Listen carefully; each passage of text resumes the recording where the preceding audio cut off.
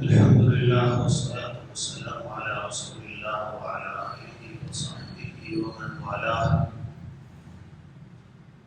أما بعد، أعوذ بالله من الشيطان الرجيم. بسم الله الرحمن الرحيم.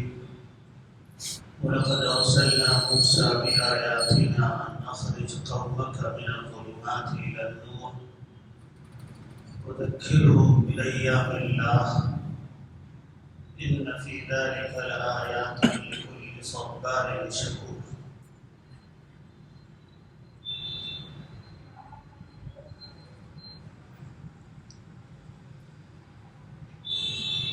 اللہ سبحانہ و تعالیٰ کا بڑا فضل احسان ہے کہ ہم سب کو اس نے علم دین اور خدمت دین کی کشتی میں سواری کی انشاءاللہ توفیق عطا فرمائی.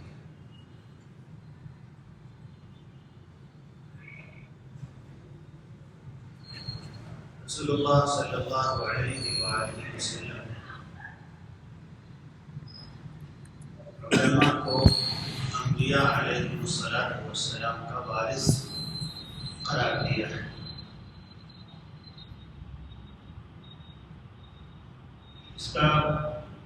اس سے بجا کسی اشتباہ کے یہ بات معلوم ہوئی کہ علماء کی بالکل اور علماء کا امت میں وہی کردار ہے جو انبیاء علیہ السلام کا ہوتا ہے. جو کام اپنے اپنے دور میں اللہ کے نبیوں کو کرنا ہوتا ہے وہی کام اس امت کے علماء کو کرنا ہے.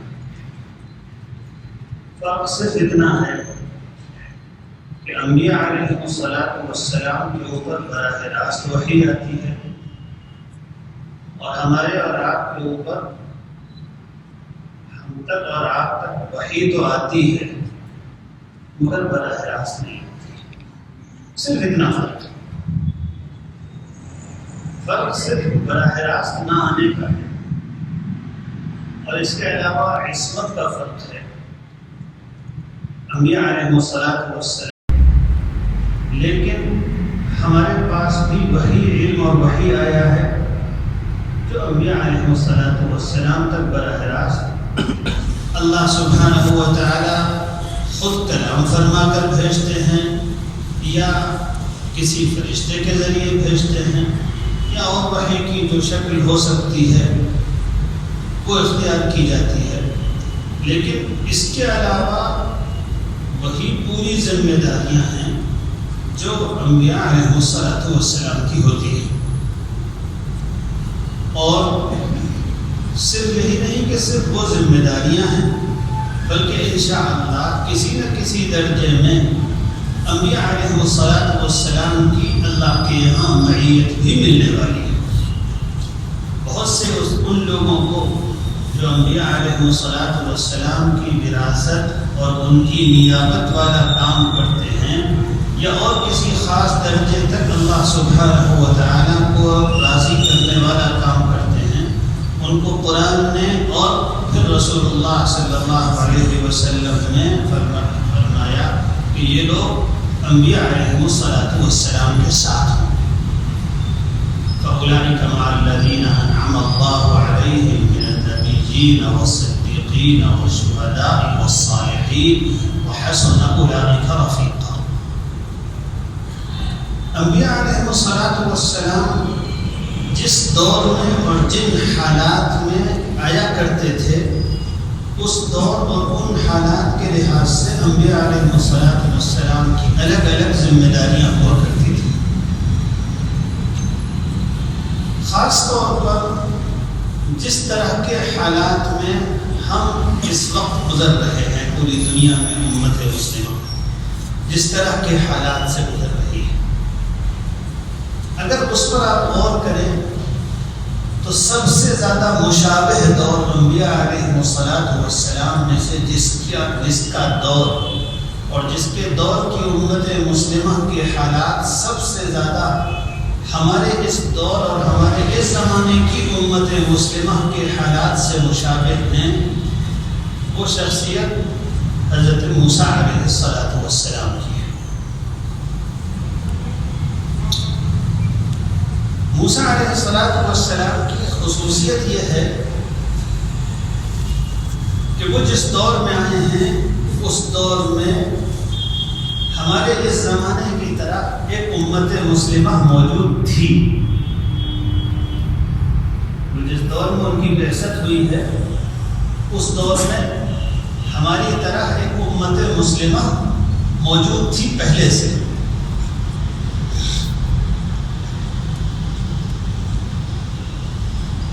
لیکن جس طریقے سے ہم نسلی مسلمان ہونے کی وجہ سے اور اصلی ایمان کے دور سے، تازہ ایمان کے دور سے، زمانی بعد کی وجہ سے بہت سی ایمانی اور دینی کمزوریوں کے شکار ہو گئے ہیں، بالکل اسی طریقے سے اس دور کی امت مسلمہ جس میں دین کو زندہ کرنے کے لیے حضرت موسیٰ علیہ السلام تشریف لائے تھے، اس دور کی امت مسلمہ بھی ان ایمانی اور دینی کمزوریوں کی شکار تھی۔ وہ بیماری کیا ہوتی ہے؟ جب امتوں کا ایمان پرانا ہو جاتا ہے تو ان میں ایک خاص بیماری پیدا ہوتی ہے جو طول امد کا نتیجہ ہوتی ہے۔ أَلَمْ يَأْنِ لِلَّذِينَ آمَنُوا أَن تَخْشَعَ قُلُوبُهُمْ لِذِكْرِ اللَّهِ وَمَا نَزَلَ مِنَ الْحَقِّ وَلَا يَكُونُوا كَالَّذِينَ أُوتُوا الْكِتَابَ مِنْ قَبْلِهِمْ فَطَالَ عَلَيْهِمُ الْأَمَدُ فَقَسَتْ قُلُوبُهُمْ وَكَثِيرٌ مِّنْهُمْ فَاسِقُونَ۔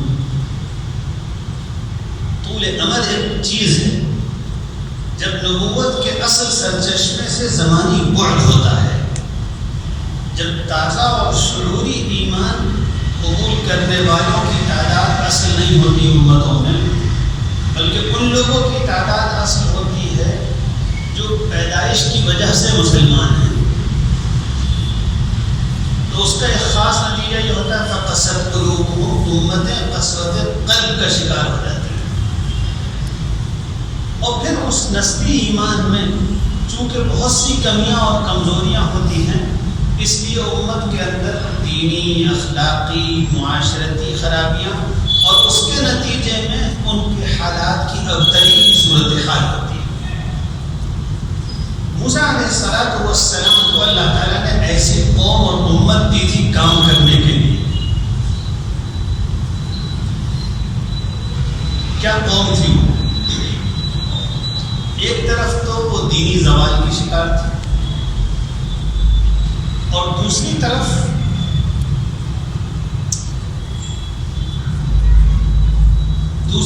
وہ سیاسی کمزوری کے نتیجے میں بدترین مظلوم قوم تھی، بدترین مظلوم قوم تھی۔ سب ماشاءاللہ علماء کا مجمع ہے، سب نے قرآن مجید میں بنی اسرائیل اور حضرت موسیٰ علیہ السلام کی پیدائش سے پہلے کے اور ان کی پیدائش کے بعد کے اور ان کی بعثت کے بعد کے حالات پڑھے ہوئے، تو صرف عناوین کے اشارے سے انشاءاللہ پوری حقیقت سمجھ میں آتی چلی جائے گی۔ بنی اسرائیل کی مظلومیت اور ان کی کمزوری کا کیا حال تھا سب کو معلوم ہے۔ اس دور کا فرعون بادشاہ کہا کرتا تھا سنقتل ابناءهم ونستحيي نساءهم إنا فوقهم قاهرون۔ یہ پوزیشن تھی بنی اسرائیل کی۔ اسی جیسا دور جب بنی اسرائیل اسی جیسے دور سے گزر رہے تھے تو ایک زمانے میں انہوں نے اپنے نبی سے کہا تھا اخرجنا من دیارنا و ابنانا۔ ہمارا حال یہ ہے کہ ہم پر جلا وطنی مسلط کر دی گئی ہے، ہماری اولاد کہیں ہے، بیویاں کہیں ہیں، بچے کہیں ہیں، کچھ پتہ ہی نہیں، اس پوری طریقے سے ہم کو مارا کھدیڑا گیا ہے۔ تو بنی اسرائیل کا یہ حال تھا، ایمانی اور اخلاقی کمزوریاں.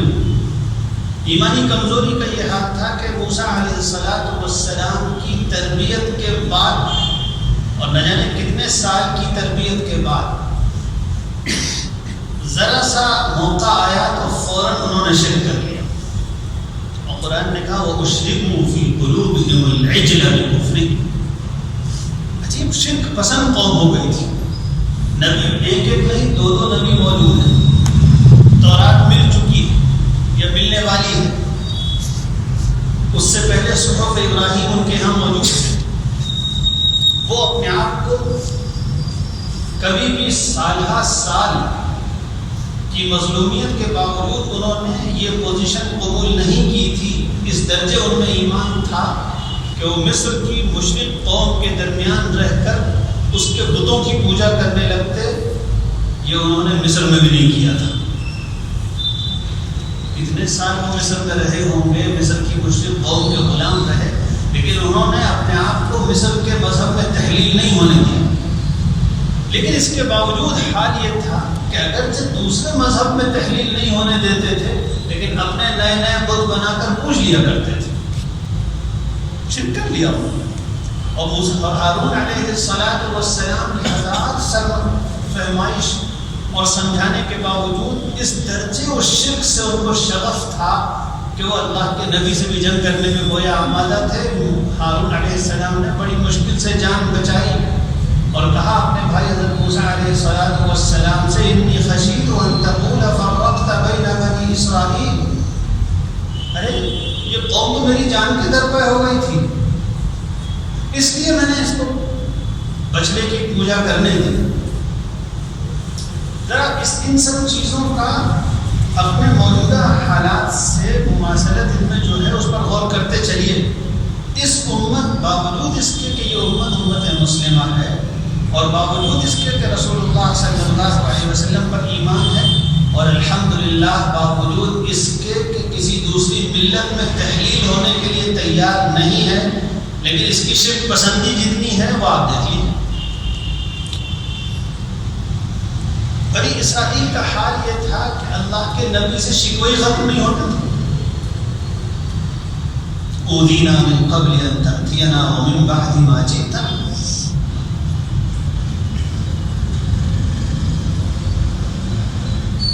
موسیٰ علیہ السلام کو ایک نسلی امت مسلمہ کام کے لیے دی گئی تھی. قرآن مجید میں جتنے انبیاء علیہ السلام کا تذکرہ کیا گیا ہے, عموماً ان کو نسلی مسلمان یا کمزور ایمان والے لوگوں میں کام کرنے کا حکم نہیں دیا گیا تھا. رسول اللہ صلی اللہ علیہ وآلہ وسلم جس وقت مبعوث ہوئے تھے, جس قوم میں مبعوث ہوئے تھے, وہ نسلی مسلمان قوم نہیں تھی. لیکن بنی اسرائیل صاحب کتاب تھے. موسیٰ علیہ السلام سے پہلے ان کے پاس صحف ابراہیم تھے. وہ انبیاء علیہ السلام کی اولاد تھے.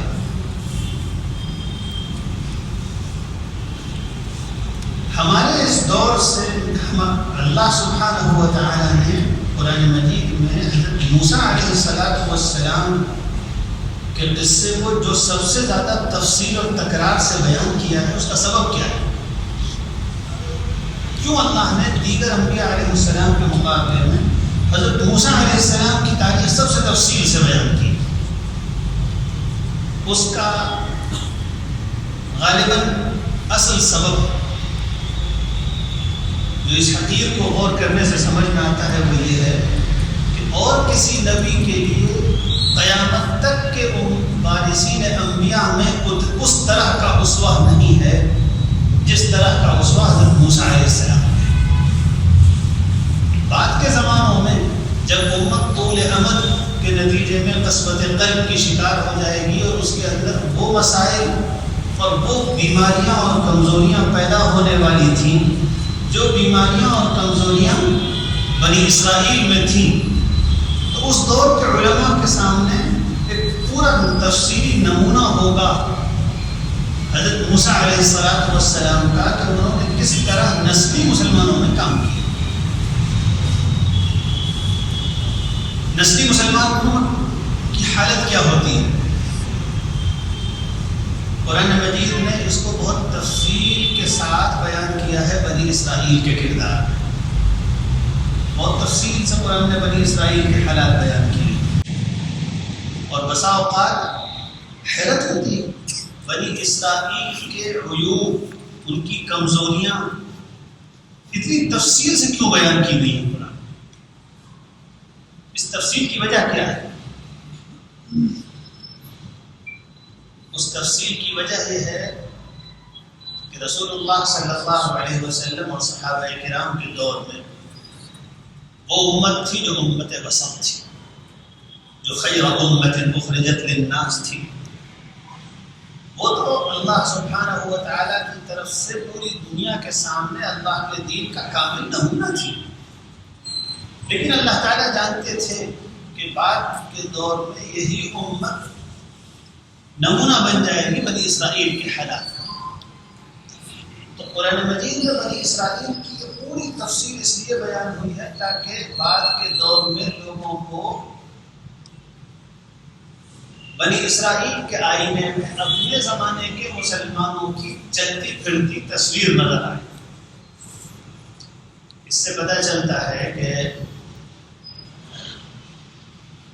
جب ہم بنی اسرائیل کے حالات کا قرآن مجید میں مطالعہ کریں تو جو گویا اس طرز پر مطالعہ کریں، اس طرز پر مطالعہ کریں جو رسول اللہ صلی اللہ علیہ وسلم نے سکھلایا ہے. حضور اکرم صلی اللہ علیہ وسلم نے قرآن مجید میں بنی اسرائیل کے حالات کا مطالعے کا ایک اصول بتایا ہے. آپ کہہ سکتے ہیں کہ اس مضمون کی آیات کے لیے وہ اصول تفسیر ہے. آپ صلی اللہ علیہ وسلم نے وہ اصول یہ بتایا کہ جب تم بنی اسرائیل کے حالات پڑھو، اس نقطۂ نظر سے ان کو دیکھو کہ یہ ہمارے دور کے مسلمانوں کے حالات ہیں. آپ صلی اللہ علیہ وسلم نے فرمایا لَتَتَّبِعُنَّ سَنَنَ مَنْ كَانَ قَبْلَكُمْ حَذْوَ النَّعْلِ بِالنَّعْلِ وَالْقُدَّةِ بِالْقُدَّةِ حَتَّى لَوْ أَنَّ أَحَدَهُمْ دَخَلَ جُحْرَ ضَبٍّ لَدَخَلْتُمُوهُ. تو بعض صحابہ نے پوچھا ہے اللہ کے رسول، کیا آپ بنی اسرائیل اور یہود اور نصارہ کے بارے میں ہم سے کہہ رہے ہیں؟ تو آپ صلی اللہ علیہ وسلم نے ارشاد فرمایا فمن، اور کون؟ لَتَتَّبِعُنَّ سَنَنَ مَنْ كَانَ قَبْلَكُمْ حَذْوَ النَّعْلِ بِالنَّعْلِ. جسے ماشاءاللہ انگریزی پڑھنے والے نوجوان بھی اسے انگریزی میں کہتے ہیں اسٹیپ بائی اسٹیپ، قدم بقدم ان کے راستے پر چلو. ایک ہوتا ہے راستے پر چلے آئے، وہ تو اس روڈ پہ چاہے دائیں سے گزرے چاہے بائیں سے گزرے آپ کہیں گے کہ فلاں کے راستے پر چل رہا ہے.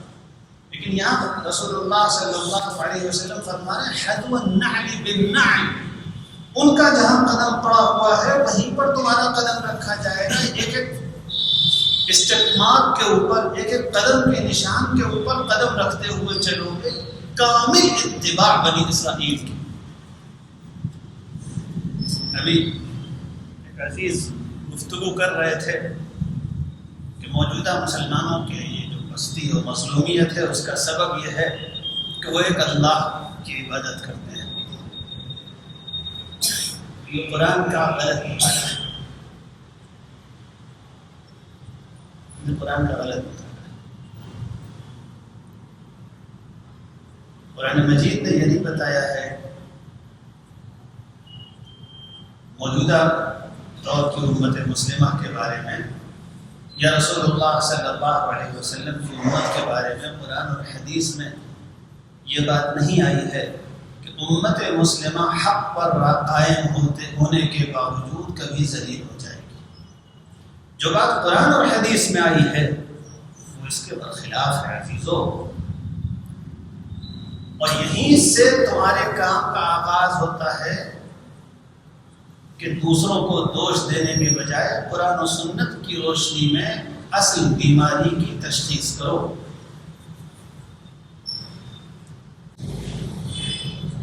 جو قرآن اور حدیث نے بتایا ہے وہ کچھ اور ہے. وہ یہ ہے کہ جب امت مسلمہ نقض عہد کی اس طرح شکار ہو جائے گی. نقض عہد سمجھ رہے ہو؟ قرآن مجید نے نقض عہد ایک اصطلاح کے طور پر استعمال کیا ہے۔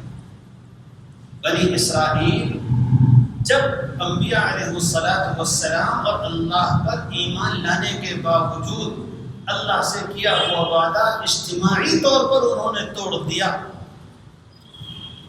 اور لگ گئے اللہ کے دین کی مخالفت میں، تو اس دور کو قرآن مجید نے کہا یہ نقض عہد کا دور تھا۔ پھر کیا ہوا؟ فَبِمَا نَقْضِهِمْ مِيثَاقَهُمْ لَعَنَّاهُمْ، نقض عہد کے جب بنی اسرائیل شکار ہو گئے، اصلی مسلمان تھے، قرآن نے تکفیر نہیں کی ان کی، تھے وہ مسلمان، تھے وہ مسلمان، وہ تو اس درجے کے مسلمان تھے کہ اس دور کی بات تو دور رہی، رسول اللہ صلی اللہ علیہ وآلہ وسلم کے دور تک جو بنی اسرائیل تھے موجود، قرآن مجید نے ان کے مسلم اور مؤمن ہونے کی تصدیق کی حضور اکرم صلی اللہ علیہ وآلہ وسلم کی بعثت سے پہلے تک، اور حضور اکرم صلی اللہ علیہ وسلم کے انکار جب تک انہوں نے نہیں کیا اس وقت تک وہ مؤمن تھے، قرآن نے اس کی تصدیق کی۔ قرآن نے خود کہا لیسوا سواء من اہل الکتاب امۃ قائمہ یتلون آیات اللہ آناء اللیل وهم یسجدون یؤمنون باللہ والیوم الآخر ویأمرون بالمعروف وینہون عن المنکر ویسارعون فی الخیرات وما يفعلوا من خیر فلن یکفروه واللہ علیم بالمتقین۔ وہ مسلمان تھے، لیکن کیا ہوتا تھا؟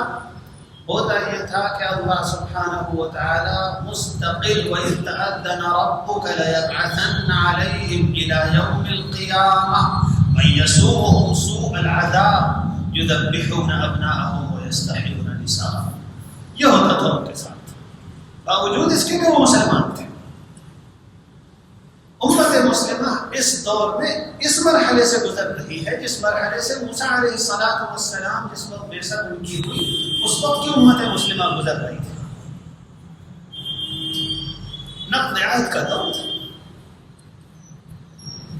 کیا ہوتا تھا نقض عہد کے دور میں؟ قرآن نے اس کی کچھ نشانیاں بیان کی۔ نقض عہد کے دور میں امت مسلمہ کا ایک خاص کردار قرآن نے بیان کیا ہے، وہ یہ کہ وہ ہوتی تو مسلمان ہے اور اس کو اپنے دین سے محبت بھی ہوتی ہے، لیکن اس کے باوجود اس کا کردار عمومی یہ ہوتا ہے کہ دین کے جس حصے پر عمل کرنے کو جی چاہتا ہے اس حصے پر وہ امت عمل کر لیا کرتی ہے،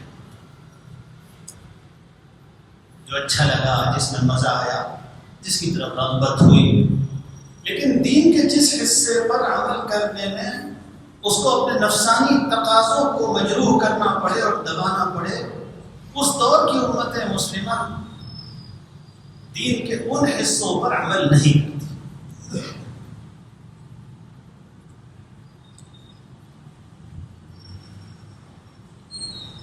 بالکل یہی تصویر ہے مسلمانوں کی اس وقت کے نہیں ہوتا ہے، اوپر سے لے کر نیچے تک، یہاں تک کہ اہل دین جو لوگ شمار ہوتے ہیں ان کے اندر بھی حقیقت یہی ہے کہ جن احکام پر عمل کرنے میں نفس کو مجاہدہ نہ کرنا پڑے ان پر تو عمل ہوتا ہے، لیکن جہاں نفس کے مجاہدے کی باری آتی ہے احکام پر تأویل کی چھریاں چلنی شروع ہو جاتی ہیں۔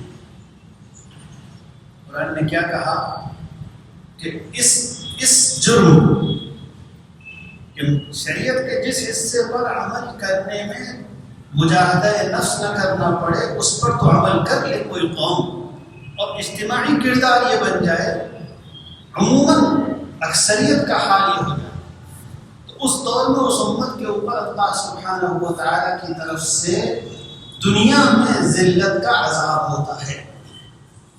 افتؤمنون ببعض الکتاب وتکفرون ببعض، کس اور غور کیجیے، غلط فہمی یہ ہوتی ہے کہ شاید یہ کوئی ایسا مسئلہ تھا کہ بنی اسرائیل نے اپنی کتاب کے بعض حصے پر یقین کرنا چھوڑ دیا تھا۔ لوگوں کو غلط فہمی ہوتی ہے فتؤمنون ببعض الکتاب وتکفرون ببعض، باقی اس آیت میں جو ایمان اور کفر کا لفظ ہے لوگوں کی غلط فہمی ہوتی ہے کہ شاید انہوں نے کتاب اللہ کے بعض حصے پر وہ ایمان لائے تھے اور بعض کو نہیں مانا تھا، کفر کیا تھا، اعتقادی کفر۔ یہاں پر اعتقادی کفر کا ذکر نہیں ہے۔ سیاق پر غور کیجیے کہ قرآن کس جرم کی طرف اشارہ کر رہا ہے۔ قرآن اس جرم کی طرف اشارہ کر رہا ہے کہ بحیثیت مجموعی کردار یہ ہو گیا تھا بنی اسرائیل کا اور ان کی دو حکومتوں کا، یہودا اور لاوی کی جو دو سلطنتیں تھیں بنی اسرائیل کی، فلسطین کے علاقے میں دو حکومتوں میں بنی اسرائیل بٹ گئے تھے۔ ایک نسل تھی لاوی کی، ایک نسل تھی یہودا کی۔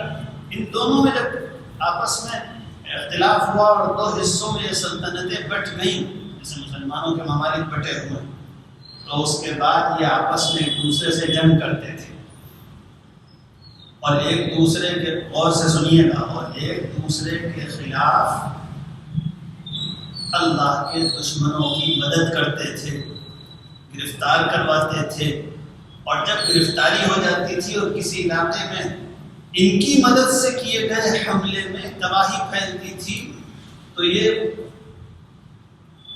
اپنی طرف سے چیریٹی لے کر اور امدادی قافلے لے کر پہنچ جاتے تھے امداد کرنے کے لیے، اور جو لوگ گرفتار ہوتے تھے ان کو چھڑانے کے لیے، فدیہ دینے کے لیے، خود ہی جنگیں کروانا، ایک دوسرے سے خود جنگ کرنا، کفار اور اللہ کے دین کے دشمنوں کے ساتھ مل کر اہل ایمان کے خلاف سازشیں کرنا، یہ قرآن نے جرم ذکر کیا ہے۔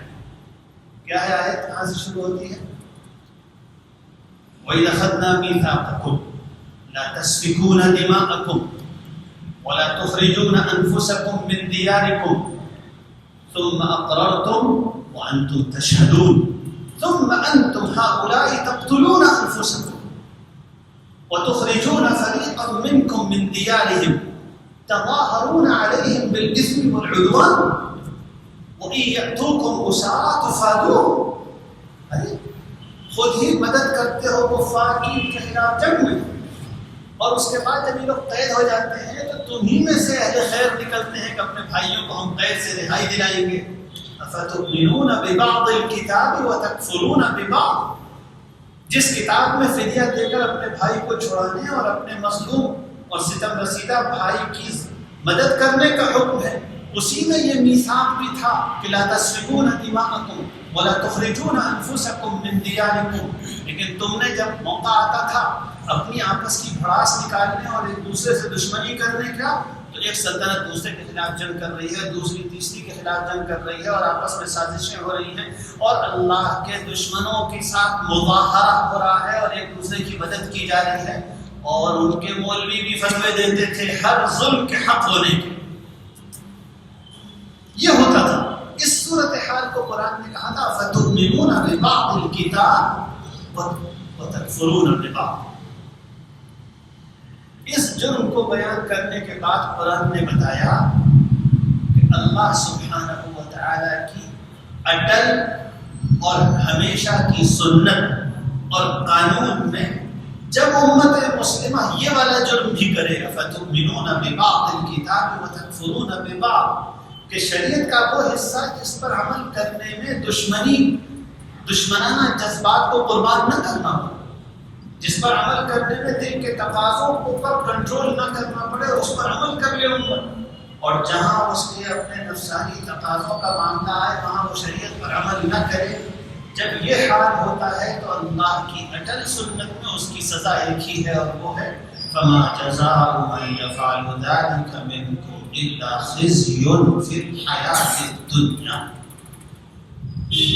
اللہ سبحانہ و تعالیٰ کی اٹل سنت میں ایسا کرنے والے مسلم امت، ایسا کرنے والی مسلم امت کے لیے اللہ کے ہاں اس کے علاوہ اور کوئی سزا ہے ہی نہیں، اس کے علاوہ کوئی اور انجام ہے ہی نہیں سوائے اس کے کہ دنیا میں اس کو ذلیل کیا جائے اور آخرت میں اللہ کا غضب برسا جائے۔ یہ صورتحال ہے اس وقت امت مسلمہ کی۔ لہذا یہ سمجھنا کہ ظلم کا اصل سبب فلاں اور فلاں ہیں، یہ حالات کا وہ تجزیہ ہے جس سے راستہ کبھی نہیں ملنے والا، اس سے کبھی راستہ نہیں ملنے والا۔ یہ صورتحال تھی جس میں موسیٰ علیہ السلام کو بھیجا گیا. اب ان کے ذمے تھا کہ اس ستم رسیدہ اور مظلوم امت کو میں دو کام کرنے تھے. ایک یہ کہ اس کی ایمانی حالت ٹھیک کرنی تھی، اس کی گمراہیاں دور کرنی تھی، اس کو پھر سے حق پر اور اللہ سے کیے ہوئے وعدے پر واپس لانا تھا. آپ اسے لفظوں میں کہہ سکتے ہیں کہ رجوع الی اللہ کی دعوت تھی، ایمان کی تجدید کی دعوت تھی. ایک یہ کام تھا. قرآن مجید میں موسیٰ علیہ السلام کی بعثت کس منشور اور کس ایجنڈے کے تحت ہوئی اور ان کے ذمے کیا کام کیا گیا، اس کا ذکر قرآن نے کیا اور بتایا کہ پہلا کام تو ان کو ہم نے یہ سپورٹ کیا تھا نخرج قومک من الظلمات الی النور. ہمارے ذمے ہم کو جو امت مسلمہ ملی ہے وہ بالکل اسی صورتحال میں ہے جس صورتحال میں موسیٰ علیہ السلام کو امت مسلمہ ملی. اب اگر اللہ کے خوش نصیب نوجوان تیار ہوتے ہیں ہم کو ان حالات میں گرفتار امت مسلمہ کی دوا ڈھونڈنی ہے، اس کی داد رسی کرنی ہے، تو سوچ لیں کہ ان کے ذمے اس دور میں وہ کام ہے جو موسیٰ علیہ السلام کے ذمے تھا.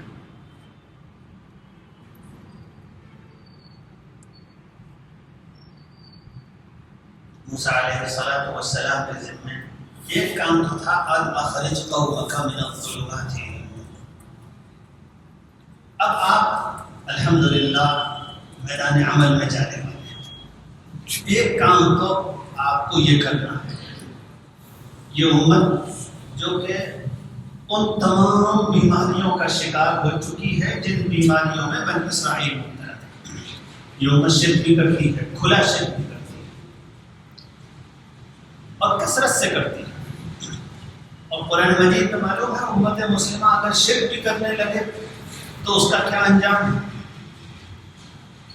قرآن نے یہ بھی بنی اسرائیل اور گوسالہ پرستی کے واقعے کے ضمن میں ذکر کیا ہے. اور یہ یہاں بھی قرآن میں اللہ کی اٹل سنت ہے. مجھے صاحب بہت دیر سے سو رہے، جاؤ بھیا جاؤ لیٹ جاؤ، یہاں بیٹھ کر سو.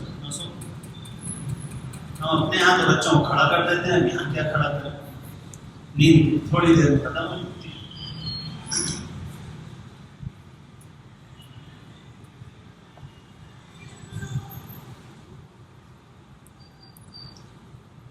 قرآن مجید میں اللہ سبحانہ و تعالی نے عجیب و غریب اشارے کیے ہمارے اس دور کے لیے، لیکن افسوس علماء قرآن سمجھ کر نہیں پڑھتے.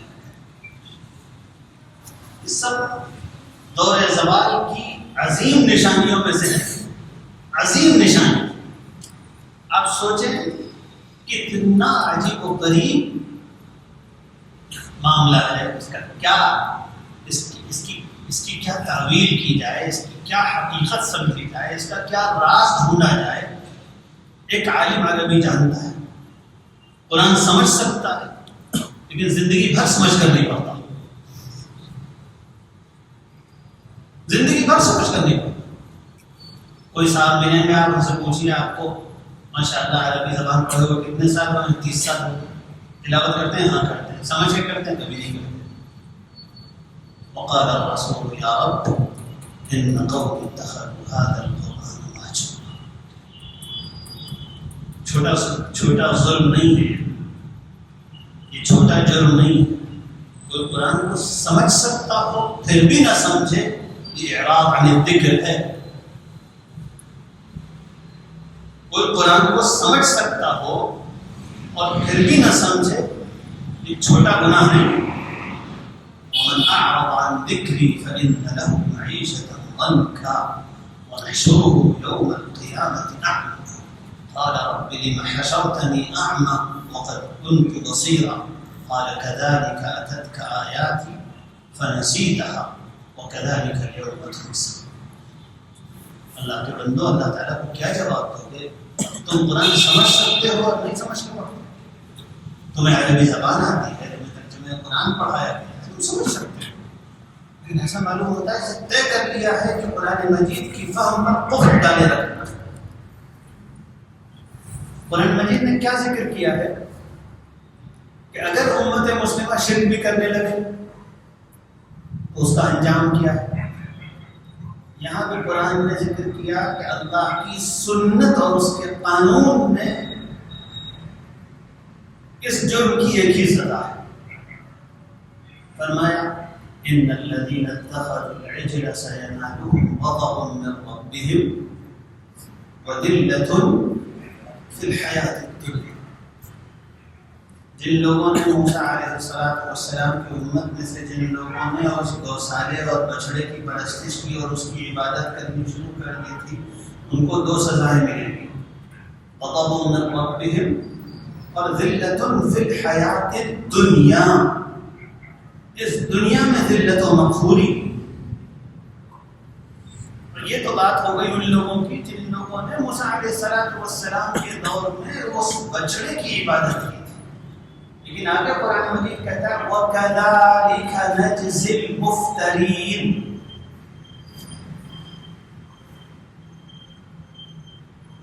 یہ خالی انہی کے ساتھ ہمارا معاملہ نہیں ہے, بلکہ جو بھی اس طرح کا جرم کرتا ہے, افتراء علی اللہ کرتا ہے, اسلام کا کے دعوے کے باوجود شرک کرنے لگتا ہے, ہماری سنت میں یہی سزا اس کی طے ہے. اب غور کیجئے کہ ان حالات کا سبب کیا ہے. قرآن کی روشنی میں غور کیجئے, سیدھی بات ہے. فما جزاء من يفعل ذلك منكم الا خزي في الحياة الدنيا ويوم القيامة يردون الى اشد العذاب.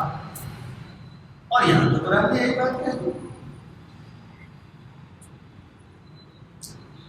اب آپ کو ایک کام تو یہ کرنا ہے ان اخرج قومک من الظلمات الى النور. آپ کی قوم مسلمان ہونے کے باوجود, قرآن نے تکفیر نہیں کی ہے بنی اسرائیل کی, آپ کی قوم مسلمان ہونے کے باوجود اس کی محتاج ہے کہ آپ اس کو من الظلمات الى النور نکالیں.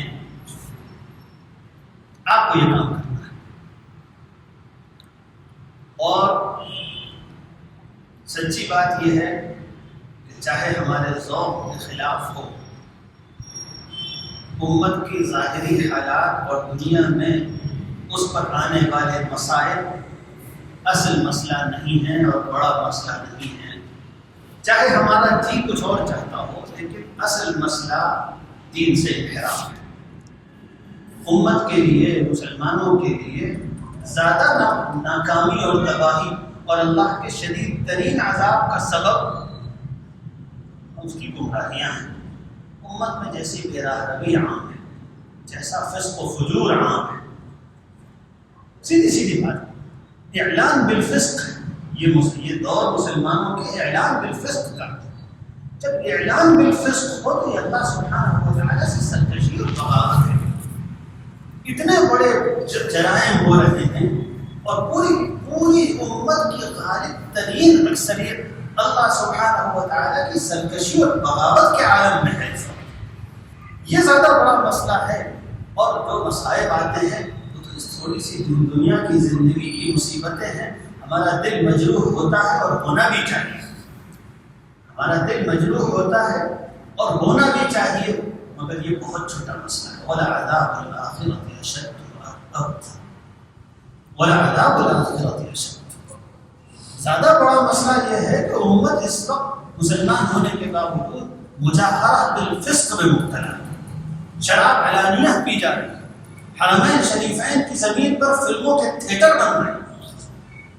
لوگ ایک اور دو تین چار حکمرانوں کو اس کا دوش دے کر اپنے دامن کو بہت آسانی سے بچانا چاہتے ہیں. غلط بات ہے. کیا دو چار حکمراں ایسا کر سکتے تھے اگر قوم کی معتدل تعداد اس کو قبول کرنے والی اور پسند کرنے والی نہ ہوتی؟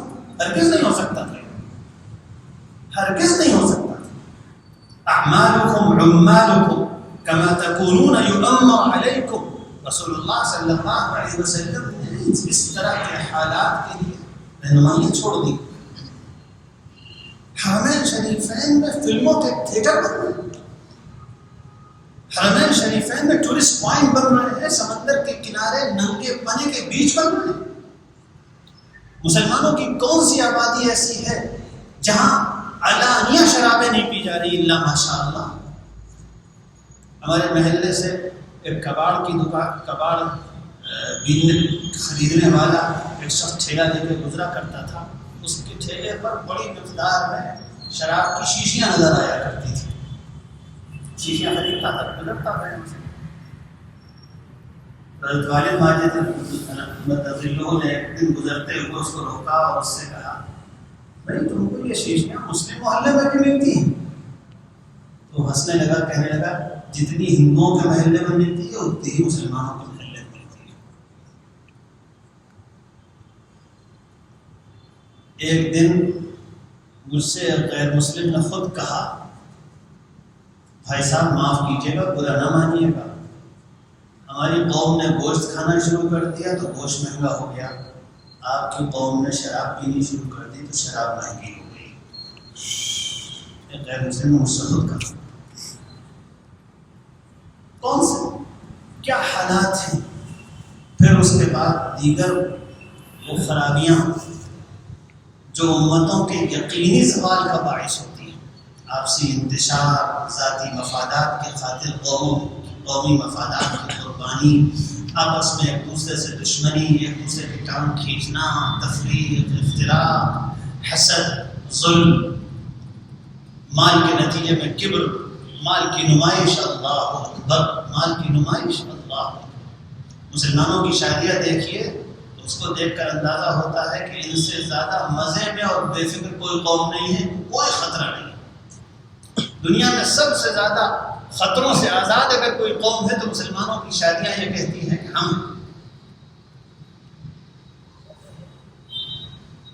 ان نخرج قومک من الظلمات الى النور۔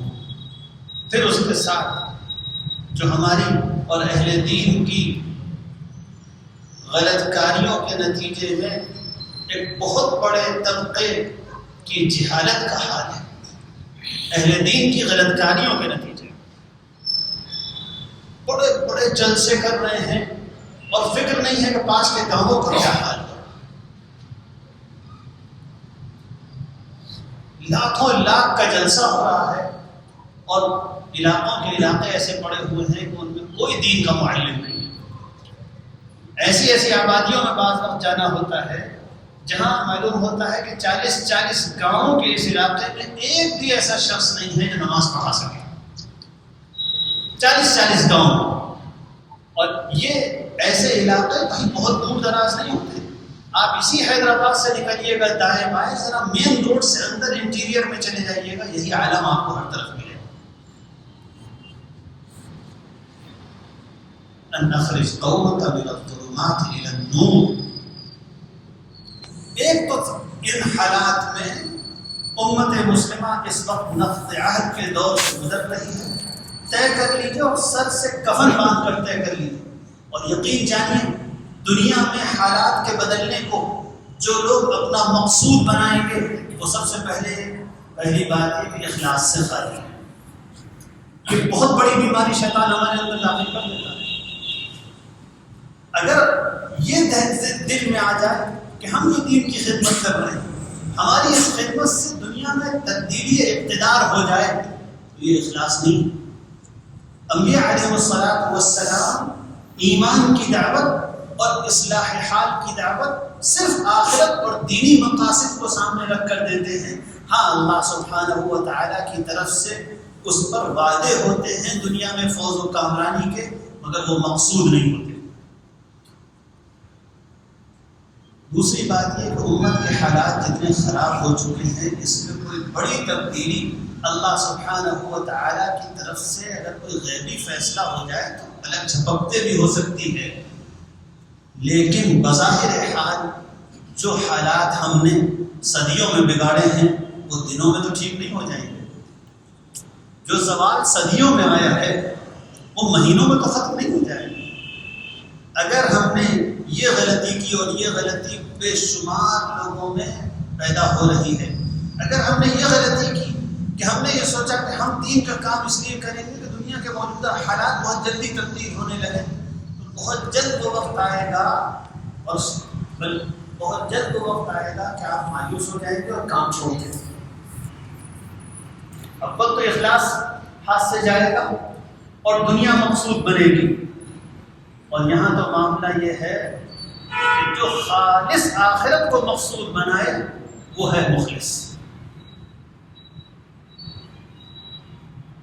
من كان يريد الحياة الدنيا وزينتها يوفي إليهم أعمالهم فيها وهم فيها لا يبخسون أولئك الذين ليس لهم في الآخرة إلا النار وحبط ما صنعوا فيها وباطل ما كانوا يعملون۔ دوسری بات یہ کہ جب یہ مقصود ہوگا تو بہت جلدی آپ مایوس ہونے لگیں، کفر کے قدم بڑھتے چلے جائیں، پوری دنیا میں مسلمانوں کی ذلت بڑھتی چلی جاتی ہے۔ بس بہت جلد شیطان مایوس کر کے یا تو آپ کے حوصلے توڑ دے گا اور آپ وہی روٹین کے مولوی صاحب بن جائیں گے کہ صبح کو جانا ہے مدرسے میں پڑھا لینا اور آ جانا ہے۔ امت کے ریوائول اور اس کے احیاء کے لیے جیسے باطنی جذبے کی ضرورت ہے وہ ختم ہو جائے گا۔ بہت اس کو نوٹ کر کے رکھیے گا اور یاد کرتے رہیے گا، امت کے احیاء کے لیے جیسے انتھک جذبے کی ضرورت ہے وہ اس آدمی کے دل میں نہیں قائم رہ سکتا جس کا جذبہ حالات کی تبدیلی سے متعلق ہوگا۔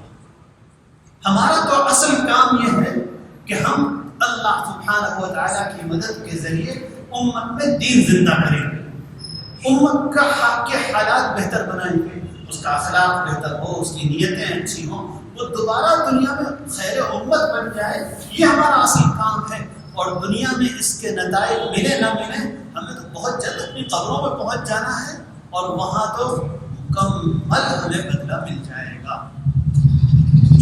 پورا بدلہ مل جائے گا۔ کتنے دن بعد ملنا ہے؟ بہت جلد ملنا ہے۔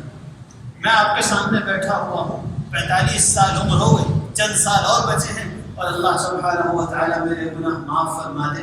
اعمال میں تو کچھ بھی نہیں ہے میرے پاس، اور دین کی خدمت کے نام پر بھی جو کیا گیا نہ اس میں اخلاص ہے، نہ سلیقہ اور طریقے کی پابندی، لیکن ہو سکتا ہے اسی کے بدلے ہیں اور اسی کو اللہ سبحانہ و تعالیٰ جو کچھ قبول فرما لے تو چند سال بعد قبر میں مجھے پورا بدلہ ملنا شروع ہو جائے۔ کون مجھ سے میرا بدلہ چھین سکتا ہے؟ دنیا میں کوئی ایسا نہیں جو اللہ سبحانہ و تعالیٰ کا اگر مجھ پر احسان و کرم ہو تو مجھ سے میرا بدلہ چھین، کوئی نہیں چھین سکتا۔ ہم وہ قوم ہیں، ہم وہ امت ہے جو کبھی ناکام ہو ہی نہیں سکتی۔ ایک جگہ میں بیٹھا ہوا تھا، کچھ نوجوان بیٹھے تھے اور اس وقت وہ آفت ٹوٹی تھی ہمارے بھائی روہنگیا بھائیوں پر، تازی جس پر یہ واقعہ ہے کلیجہ منہ آتا تھا۔ کوئی درد مند انسان ایسا نہیں ہو سکتا جس کا کلیجہ اور مصیبتوں پر منہ کھلا۔ سب لوگ بیٹھے تھے، اسی طرح گفتگو ہو رہی تھی۔ اللہ سبحانہ و تعالیٰ نے دل میں خیال ڈالا اور مجھے بھی اس کو یاد کر کے بہت اطمینان ہوا اور ان بھائیوں کو مجھ سے بھائی ملا۔ میں نے کہا ہمارے یہ روہنگیا بھائی کامیاب ہیں اور ان پر ظلم کرنے والے ناکام ہیں۔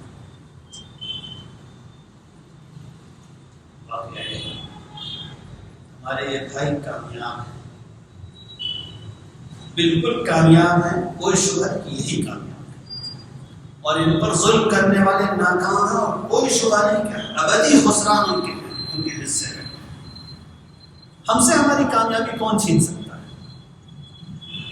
امام ابن تیمیہ رحمۃ اللہ علیہ فرمایا کرتے تھے جب وہ بہت ان پر ظلم ہوتا تھا اور بار بار قید کر دیے جاتے تھے، ایک جملہ ان کی زبان سے نکلتا تھا، ان کے شاگرد نقل کرتے ہیں، وہ کہا کرتے تھے ماذا يفعل اعدائي بي ان جنتي وبستاني في صدري، ماذا يفعل اعدائي بي ان جنتي وبستاني في صدري، اينما رحت بها، اينما رحت بها، میں جہاں جاؤں میری جنت، میرا باغ تو میرے سینے میں، جس سینے میں خدا کا کلام ہو، جس سینے میں خدا کے وعدے ہوں، جس سینے میں جنت کی نعمتوں کے تذکرے ہوں، جس سینے میں رسول اللہ صلی اللہ علیہ وآلہ وسلم کا معطر اسوہ ہو اور اس کو یاد کرنے کی توفیق ملتی ہو، اس سینے کو نور سے کون خالی کر سکتا ہے؟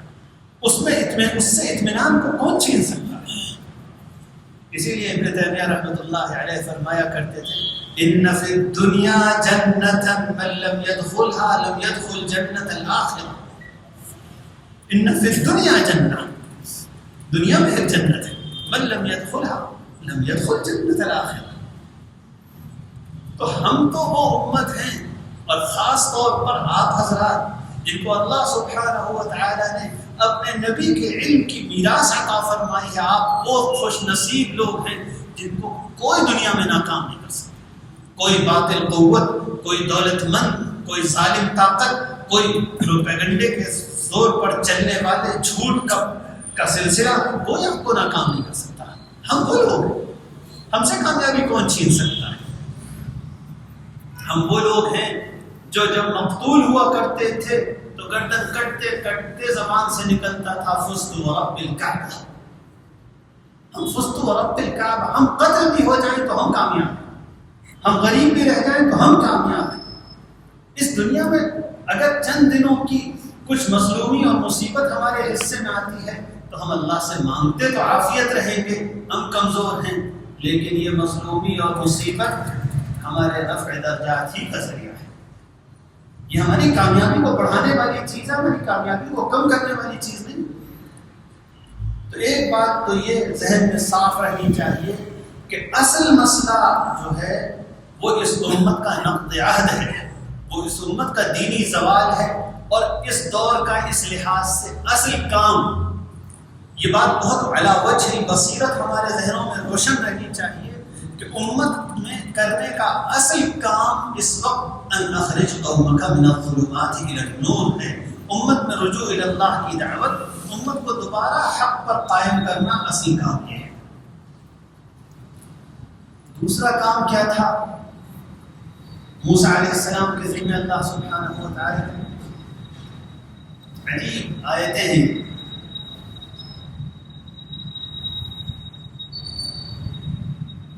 موسیٰ علیہ السلام جس دور میں آئے تھے اس دور میں بنی اسرائیل نہ جانے کب سے بہت بدترین ظلم کے شکار تھے۔ فرعون کی حکومت، اللہ اکبر۔ قرآن مجید نے تو بہت تھوڑا سا ذکر کیا ہے، اشارے صرف کیے، تاریخ میں ملتا ہے وہ کتنی طاقتور حکومت تھی، وہ اس علاقے کی سپر پاور تھی، بے پناہ دولت، غیر معمولی فوجی طاقت اور شدید ظلم۔ ان حالات میں بنی اسرائیل تھے، بہت غریب تھے، بہت مظلوم تھے، ٹوٹے ہوئے لوگ تھے۔ اب موسیٰ علیہ السلام کے حصے میں وہ امت آتی ہے جو حالات کے نتیجے میں اس کا خطرہ ہوتا ہے کہ حالات کے نتیجے میں اس کا حوصلہ نہ ٹوٹ جائے، اور اس وقت آپ کی قوم ایسے ہی مسائل سے اور ایسی حالت سے گزر رہی ہے۔ اس وقت صورتحال یہ ہے کہ بڑی تعداد اس کا حوصلہ اور اس کی امید ٹوٹنے کے در پہ ہے۔ اور اگر یاد رکھیے، اگر امید ٹوٹ گئی بس دین بھی جائے گا، دنیا بھی جائے گا۔ اگر امید ٹوٹ گئی تو دین بھی جائے گا، دنیا بھی جائے گا۔ موسیٰ علیہ السلام کو اللہ سبحانہ و تعالی نے حکم دیا کہ جاؤ اپنی قوم کے اندر تمہیں کرنا یہ ہے کہ اس قوم میں صبر پیدا کرو۔ ہم لوگوں نے صبر کو بھی پتہ نہیں کیا سمجھ رکھا۔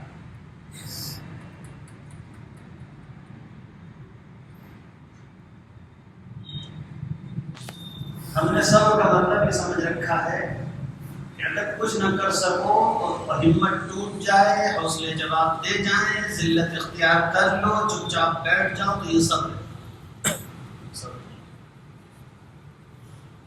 صبر کہتے ہیں پوری بصیرت کے ساتھ اللہ کے بھروسے پر مشکلات کو برداشت کرنا اور راستے پر جمے رہنا۔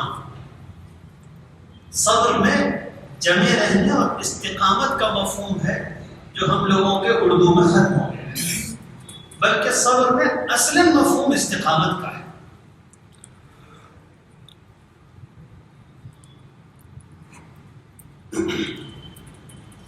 صبر کے دو خاص چیزیں صبر میں جمع ہوتی ہیں۔ موسیٰ علیہ السلام کو یہ حکم دیا گیا تھا کہ تمہیں اپنی قوم کو ان حالات میں اس کیا حکم دینا۔ قال موسیٰ لقومه استعینوا باللہ واصبروا۔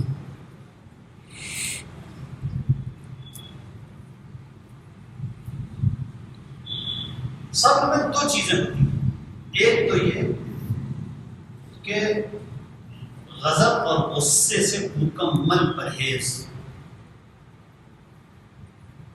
اور دوسری چیز یہ کہ مایوسی قطعاً پاس نہ آ پائے۔ دو چیزوں کے مجموعے کا نام ہے صبر۔ ایک طرف تو اس کی ضرورت ہے امت کو کہ آپ اس کو مایوس نہ ہونے دیں۔ موسیٰ علیہ السلام کیا کرتے تھے؟ مایوس نہیں ہونے دیتے تھے۔ کیا کہتے تھے؟ جہاں قرآن مجید نے موسیٰ علیہ السلام کی یہ تعلیم نقل کی، وہاں عجیب باتیں جب نقل کی ہیں موسیٰ علیہ السلام۔ استعینوا باللہ واصبروا، آگے کیا کہا؟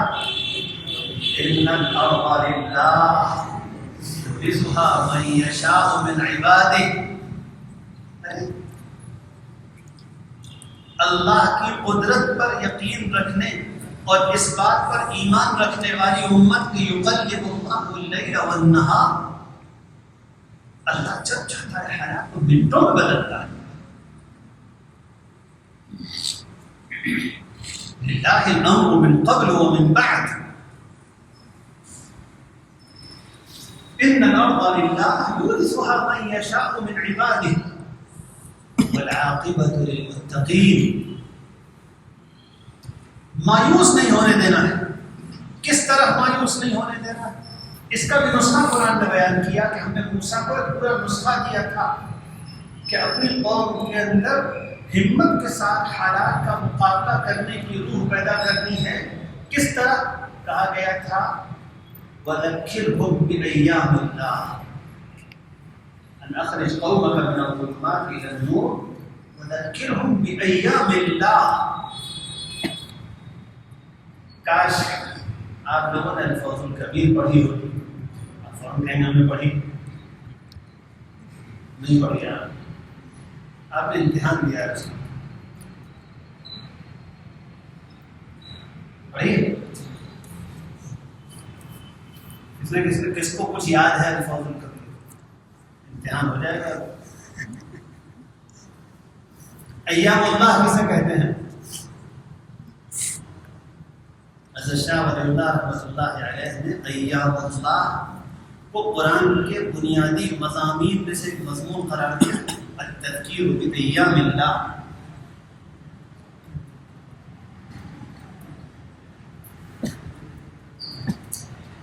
موسیٰ علیہ السلام کو خاص طور پر اپنی شکستہ حال امت کو سنبھالنے کے لیے اللہ کی طرف سے ایک نسخہ دیا گیا تھا۔ اس نسخے سے فائدہ اٹھائیے، اپنی قوم کے پاس اس نسخے کو لے کر جائیے، یہ ہے اس دور کا کام آپ کے ذمہ۔ موسیٰ علیہ السلام کو اللہ سبحانہ و تعالیٰ نے ایک نسخہ دیا، وَذَكِّرْهُمْ بِأَيَّامِ اللَّهِ۔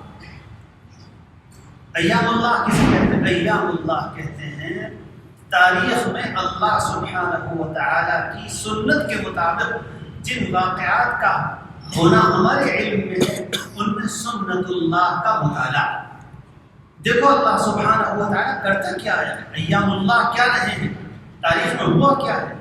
موسیٰ علیہ السلام سے کہا گیا ایسی لٹی پٹی امت جس کا حال یہ ہو کہ وہ بیچاری فرعون کے ظلم کے مقابلے میں سانس لینے کی بھی ہمت نہ کر پائے۔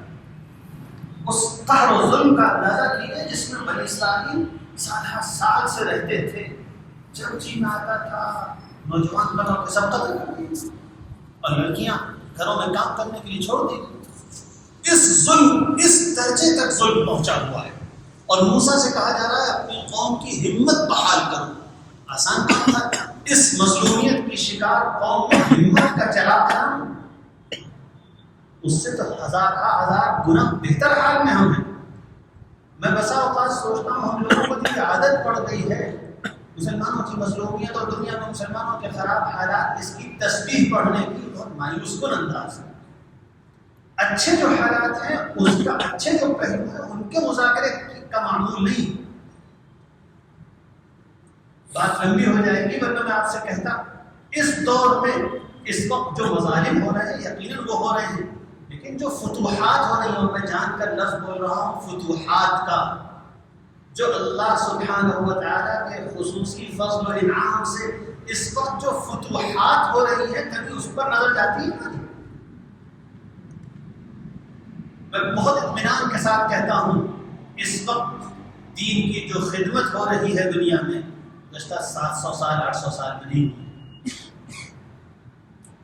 اس وقت دین کی جو خدمت ہو رہی ہے، اس وقت علوم اسلامیہ کا جو ارتقاء ہو رہا ہے، اللہ اکبر، اسلامی علوم کی کیا ترقی کا عالم ہے اس وقت۔ دنیا کی کسی لائبریری میں جائیے اور دیکھیے معاشیات کے میدان میں اسلامی معاشیات پر کیسے زبردست علمی کام ہو رہا ہے، اسلامی سیاسیات پر علمی کام ہو رہا ہے، اور واقعی یہ امت انسانوں پر خدا کی حجت تمام کر رہی ہے کہ اسلام ہی برحق ہے۔ اسلام کا غیر اسلام کے مقابلے میں، دوسرے ازموں اور دوسرے طریقہ زندگی کے مقابلے میں اسلام کی برتری، اس موضوع پر گزشتہ 50 سال میں جو کام ہوا ہے 1000 سال میں نہیں ہوا ہے۔ ان فتوحات پر تو ہماری نظر نہیں جاتی۔ کیا کبھی اب سے 100 سال پہلے کسی نے سوچا تھا کہ یورپ میں مسجدیں بنیں؟ اس زمین پر اللہ کے لیے ہزاروں سال سے سجدہ نہیں ہوا تھا۔ وہاں مسجدیں بن رہی ہیں، وہاں دعوتی کام ہو رہے ہیں، وہاں اسلام پھیل رہا ہے، ہزار لوگ یورپ اور امریکہ میں روزانہ ہر سال اسلام لا رہے ہیں۔ ان فتوحات پر نظر نہیں جاتی۔ کیوں ڈر رہا ہے مغرب؟ آپ کا جرم چھوٹا نہیں ہے، آپ مغرب کو ڈرا رہے ہیں۔ مغرب کو یہ ڈر ستا رہا ہے کہ اسلام مغرب کو فتح کر دے گا۔ فوجی طاقت ان کے پاس ہے، ایمان کی طاقت، قرآن کی طاقت، حق کی طاقت آپ کے پاس ہے، اور آپ فتح کر دیں۔ آپ فتح کر دیں۔ کوئی دن نہیں جاتا جب سینکڑوں اللہ کے بندے کفر کے مراکز میں اسلام قبول کرتے ہیں۔ آپ ان فتوحات پر تو نظر نہیں۔ اس ملک کے اندر جو فتوحات ہو رہی ہیں، اس ملک میں جو نئے نئے امکانات سامنے آ رہے ہیں، یہ ہے ذکرہم بایام اللہ۔ حالات پر اس نقطۂ نظر سے غور کیا جائے کہ اس سے عبرت کا سامان سامنے آئے۔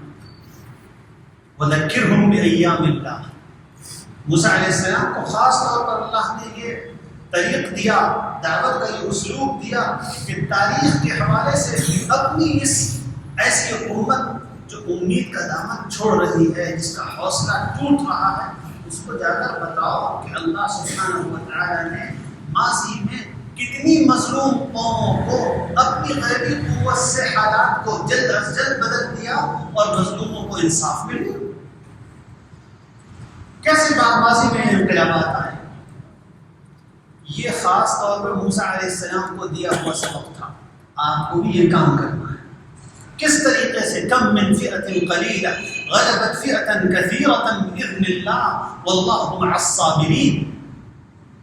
کتنا بار بار ایسا ہوا ہے، بار بار قرآن تو بھرا ہوا ہے کہ بظاہر حالات کسی اور طرف لے جا رہے ہوتے ہیں، اور اللہ سبحانہ و تعالیٰ کی قدرت اچانک غیب سے حالات کو پلٹتی ہے، اور وہ نتیجہ نکل کر آتا ہے جو کسی کے وہم و گمان میں بھی نہیں ہوتا۔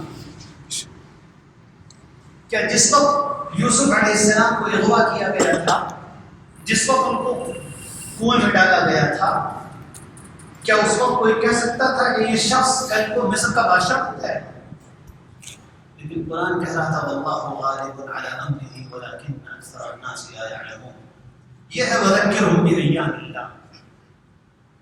ان واقعات اور قصص کا اصل سبق یہ ہے کہ لوگوں میں یہ یقین پیدا کرو کہ واللہ غالب علی امرہ ولکن اکثر الناس لا یعلمون۔ قرآن کا یہ علم اور یہ پیغام لے کر گاؤں گاؤں قریہ قریہ اپنی قوم کو جا کر بتائیے، مایوس مت ہو۔ وذکرہم بایام اللہ. پھر کیا کہا؟ ایام اللہ سے تمہاری قوم کو کیا سبق ملے گا؟ ان فی ذلک لآیات لکل صبار. اس سبق سے اپنی قوم کو صبار بنا دینا. یہاں پر صابر بھی نہیں کہا قرآن نے، صبار. یہ دو کام اصل میں کرنے ہیں، اخرج قومک من الظلمات الی النور، اور دوسرا امت کے اندر صبر و ثبات حالات کے مقابلے کی دین کے ساتھ پر حمیت معاملہ. ہمیں اللہ کے دین پر چلنا ہے، ہمیں دین کو زندہ کرنا ہے. یہ مزاج قوم میں پیدا کرنا ہے. اس وقت کا چیلنج اور وارثین انبیاء کا اس وقت کا خاص کام بس اتنا ہے. ایک چیز اس بات کا ادراک رکھیے، ہم کس حال میں ہیں، اس کا اندازہ کیجیے، اس پر غور کیجیے. یہ جو کچھ ہو رہا ہے یہ امت کے اپنے جرائم ہیں، ہمارا نقد عہد ہے. اور اس کے بعد اب ہمارا کام، وارثین انبیاء کا کام یہ ہے ان تک محنت میں لگ جائے. آپ کو آرام نہیں ملنا. رسول اللہ صلی اللہ علیہ وسلم آخر عمر میں وہ وقت آیا تھا جب کہا گیا تھا فَإِذَا فَرَغْتَ فَانصَبْ. آخر میں آیا تھا. آپ کے لیے بھی بڑھاپے میں جا کے وہ وقت آئے گا کہ جب آپ کا قوہ جواب دینے لگے تو آپ سے کہا جائے گا اب محنت چھوڑ. باقی تو اب ساری زندگی یہی غم ہے اور اسی غم میں کھلنا ہے. جس آدمی کو امت کے حالات پر غم نہ ہوتا ہو، جس کے اندر تڑپ پیدا نہ ہوتی ہو، اس کو اپنے اندر غم تڑپ پیدا کرنی چاہیے. ان اخرج قومک من الظلمات الی النور. مسجد کو پکڑ لیجئے، مسجد کے ذریعے مسجد نہ ملے تو اپنے گھر کے کمرے کو پکڑ لیجئے، اس کو دعوتی مرکز بنا لیجئے. آواز لگائیے پوری قوم میں، آواز لگائیے رجوع الی اللہ کی، آواز لگائیے اللہ سے معاملہ ٹھیک کرنے کی، آواز لگائیے اصلاح حال کی. دیوانہ وار نکل پڑیے، بالکل دیوانہ وار. اور یقین رکھیے جب کسی شخص کے اوپر دیوانگی مسلط ہوتی ہے، حالات کو دیکھ کر وہ بے چین ہوتا ہے، تو اللہ سبحانہ و تعالیٰ غیب سے اس کے لیے دعوت کے راستے پیدا کرتا ہے، غیب سے معاونین فراہم کرتا ہے، غیب سے ساتھ دینے والے اور زندگی بھر ساتھ دینے والے، ہر سرد و گرم میں ساتھ دینے والے احباب عطا فرماتا ہے. لیکن درد مندی ہونی چاہیے. درد پیدا کیجیے اور ارادہ کیجیے کہ اس امت کو کے اندر اصلاح کی تدبیریں کرنی ہے. دوسرا کام یہ کرنا ہے اور یہ بھی برابر کرنا ہے اور برابر کی اہمیت کا کام ہے. اس امت کے اندر صبر و ثبات پیدا کرنا ہے. اور صبر کی دو بنیادی چیزیں میں نے ذکر کی تھی. صبر جس کے اندر ہوتا ہے وہ غصہ بھی نہیں ہوتا مگر مایوس بھی نہیں ہوتا ہے. ہم لوگوں کے اندر یہی مسئلہ ہے، یا تو ہم غصہ ہو جاتے ہیں اور اشتعال میں آ جاتے ہیں، یا مایوس ہونے لگتے ہیں. مایوس ہوتے ہیں تو رکون الی الکفر کرتے ہیں، ولا ترکنوا الی الذین کفروا فتمسکم النار. تو پھر نفاق پیدا ہوتا ہے، الذین یسارعون فی الکفر سامنے آتے ہیں. یہ مایوسی کا نتیجہ ہوتا ہے. اور اگر مایوسی نہیں ہوتی تو غضب آ جاتا ہے، اشتعال پیدا ہوتا ہے اور اس کے نتیجے میں بھی پریشانیاں آتی ہیں. امت کے اندر صبر پیدا کرنا ہے اور تذکیر بھی ایام اللہ کرنا ہے. اور خاص طور پر موجودہ زمانے میں جو مثبت پہلو ہیں جن میں اللہ کی مدد آ رہی ہے، کیا آپ کو اللہ کی مدد دکھتی نہیں؟ انما ذالکم الشیطان یخوف اولیاءہ. شیطان ہے جو سے ڈراتا رہتا ہے. آپ کو اللہ کی مدد دکھتی ہے؟ مجھے تو بہت دکھتی. میں سچ کہتا ہوں اپنے ملک کے بارے میں تو خاص طور پر اور دوسرے ممالک کے بارے میں اس وقت بھی اگر بین الاقوامی سطح پر دیکھیے تو اللہ کی مدد زیادہ آ رہی ہے اور مشکلات کم ہیں. مدد زیادہ آ رہی ہے. اب سے 100 سال پہلے حیدرآباد میں اتنے علماء جمع کرنے کے لیے کیا کرنا پڑتا؟ یو پی سے بس بھر کے بلانی پڑتی. ہوتا مانا کہ نہیں؟ اتنے علماء آپ کتنے دن میں جمع کرتے ہیں 100 سال پہلے؟ اسلامی اقتدار میں تو اتنے علماء ہم نے پیدا نہیں کیے تھے. کیوں مایوس ہوتے ہو بھائی؟ تم فاتح زمانہ ہو، کیوں مایوس ہوتے ہو؟ جب مکے میں شدید ظلم بڑھ رہا تھا تھا. اس وقت قرآن مجید کہتا تھا کہ بظاہر حالات کچھ ہیں لیکن نیچے نیچے کچھ اور ہو رہا ہے. افلا يرون انا ناتي الارض ننقصها من اطرافها والله يحكم لا معقب لحكمه. افلا يرون انا ناتي الارض ننقصها من اطرافها. ان ظلم اور کفر کے صنادید کو کیا یہ نظر نہیں آ رہا کہ زمین ہم ان کے گرد تنگ کر رہے ہیں؟ الحمدللہ علماء کثرت سے پیدا ہوئے. میں نے ہماری عمر ہی کتنا ہے، جیتے جی چند سالوں کے اندر 25-30 سال کے اندر دین کی جو بہار نظر آ رہی ہے وہ پہلے نظر نہیں آتی تھی. مسجدیں تنگ پڑ رہی ہیں، کتنے ماشاء اللہ دینی کام ہو رہے ہیں. خاص طور پر میں تو ایک خاص بات سوچ یہاں میں نے نوٹ بھی کی تھی آپ لوگوں سے کہنی، خاص طور پر نوجوان علماء کی سرگرمی اور نشاط، اللہ اکبر، بہت امید افزا منظر ہے. ہندوستان میں نوجوان علماء کی سرگرمی اور نشاط کا جو عالم مجھے نظر آ رہا ہے، جہاں جائیے نوجوان کام کر رہے ہیں، کام کر رہے ہیں، مختلف میدانوں میں کام کر رہے ہیں، عجیب عجیب کام کر رہے ہیں. ایک علاقے میں گیا، ایک نوجوان ملے، جلسے میں گیا، جلسے فارغ ہونے لگا، درخواست کی کہ حضرت چند منٹ کے لیے میری مسجد چلے جائیں. انہوں نے دکھایا کہ اس محلے کے نوجوان کثرت سے شراب پیتے تھے. میں اتنے سال سے یہاں امام ہو کر آیا، میں ان کے ساتھ شراب کی مجلسوں میں شریک ہوں. وہ جہاں شراب پیتے تو وہاں چلا جاتا، ان کے ساتھ میں نے تاش کھیلا. لیکن اس وقت یہ نوجوان 1000 غریبوں کو وظیفہ بانٹ رہے ہیں اسی مسجد سے. وہی نوجوان جو شراب پیتے تھے ان کو ہی میں مسجد میں لے کر آیا، محبت سے بات کی. 10 سال لگے لیکن الحمدللہ 1000 غریبوں کو وظیفہ بانٹ رہے ہیں. یہ پورا رجسٹر ہمارے یہاں رکھے ہوئے ہیں، وہ نوجوان کرتے ہیں. ایک عالم، ایک مسجد کے امام نے کیا انقلاب پیدا کیا سوچیے. تو الحمدللہ دین کو اللہ سبحانہ و تعالیٰ ترقی عطا فرمایا. ہر طرف دین کی ترقی نظر آ رہی ہے، ہر طرف دین کی ترقی نظر آ رہی ہے. اللہ سبحانہ و تعالیٰ کی مدد کے یہ اشارے ہیں. اللہ سبحانہ و تعالیٰ ان چیزوں سے سبق حاصل کرنے اور امت میں اس روح اور مزاج کو زندہ کرنے کی ہم سب کو توفیق عطا فرمائے.